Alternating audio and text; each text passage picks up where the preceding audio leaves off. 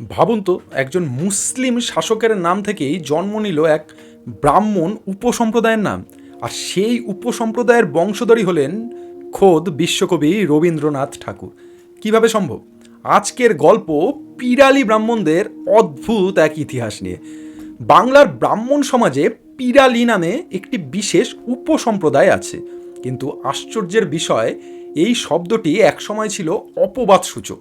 ঐতিহাসিক নগেন্দ্রনাথ বসু তার গ্রন্থ বঙ্গের জাতীয় ইতিহাসে উল্লেখ করেন, পিরালি শব্দটির উৎস একজন ব্যক্তি পীর আলী। কথিত আছে পীর আলী আগে ছিলেন এক সাহসী ব্রাহ্মণ যুবক। প্রেমে পড়েন এক মুসলিম তরুণীর। ভালোবাসার টানে তিনি স্বেচ্ছায় ইসলাম ধর্ম গ্রহণ করেন। নতুন নাম হয় মামুদ তাহির খান। পরে তিনি দক্ষিণ বাংলার যশোর অঞ্চলের মুসলিম গভর্নরের দেওয়ান পদেও কাজ করেন, কিন্তু লোকমুখে তিনি পরিচিত হয়ে ওঠেন পীর আলী নামে, কারণ তিনি পিরাল্লা গ্রামের বাসিন্দা ছিলেন। সেই পিরাল্লা থেকে পীর আলী। এবার আসল একটি মজার ঘটনা।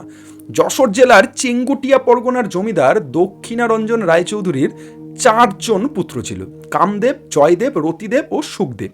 এদের মধ্যে পীর আলীর অধীনে কর্মরত ছিলেন 2 ব্রাহ্মণ ভাই, কামদেব ও জয়দেব। একদিন রমজানের রোজার সময় পীর আলীকে লেবুর গন্ধ নিতে দেখে কামদেব মজা করে বলেছিল, ঘ্রাণেন অর্ধভোজনাম, অর্থাৎ আপনার কিন্তু রোজা নষ্ট হয়ে গেছে গন্ধ নিয়েই। পীর আলী তখন কিছু না বললেও কথাটা তার মাথায় থাকে। প্রতিশোধ নেওয়ার জন্য বেশ তিনি অপেক্ষায় থাকে। কিছুদিন পর তিনি, এই পীর আলী, এক সঙ্গীতানুষ্ঠানে সমাজের ব্রাহ্মণদের আমন্ত্রণ জানান। পাশের ঘরে রাখা ছিল মুসলিম ভোজ, যার মধ্যে গরুর মাংসও কিন্তু ছিল। খাবারের গন্ধ হল ঘরে ঢুকতেই ব্রাহ্মণরা অস্বস্তিতে পড়ে যায়।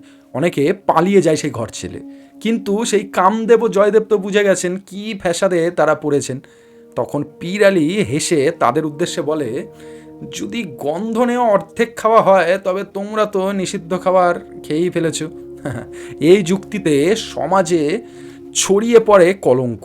কথিত আছে এই ঘটনাকে কেন্দ্র করে জয়দেব ও কামদেব শেষ পর্যন্ত ইসলাম ধর্ম গ্রহণ করেন এবং তাদের নতুন নাম হয় জালালউদ্দিন ও কামাল উদ্দিন। তাদের পীর আলী পরে জায়গিরও দান করে দেন। কিন্তু সমস্যা এখানেই শেষ নয়। তাদের আরও তো 2জন ভাই ছিল, বলেছিলাম রতিদেব ও সুখদেব। তারা ধর্ম না বদলালেও সমাজ তাদেরও এক ঘরে করে দেয়। আর সেখান থেকেই তাদের পরিবারে যুক্ত হয় পিরালি পরিচয়, অর্থাৎ মুসলিম হওয়া যে 2জন ভাই তাদের বংশধর পরবর্তীতে হলো পিরালি মুসলিম, আর হিন্দু থাকা ভাই তাদের বংশধর পরে পিরালি ব্রাহ্মণ নামে পরিচিত হলো। এবার আসি ঠাকুর পরিবারে। কলকাতার জোড়াসাঁকোর বিখ্যাত ঠাকুর পরিবার, যেখানে জন্ম নিয়েছিলেন রবীন্দ্রনাথ ঠাকুর।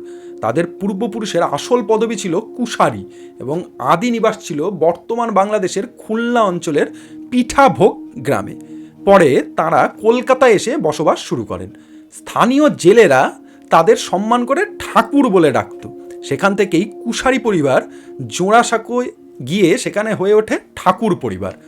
কিন্তু ইতিহাসের সেই পুরনো ঘটনার সূত্র ধরে, মানে যেটা একটু আগে বললাম, এই বিখ্যাত ঠাকুর বংশ পরিচিত হয় পিরালি ব্রাহ্মণ হিসাবে। কেন? কারণ তারা সেই রতিদেব ও সুখদেবের বংশধর ছিলেন। বলেছিলাম তাদের 2 ভাইয়ের বংশধর মানে পিরালি ব্রাহ্মণ।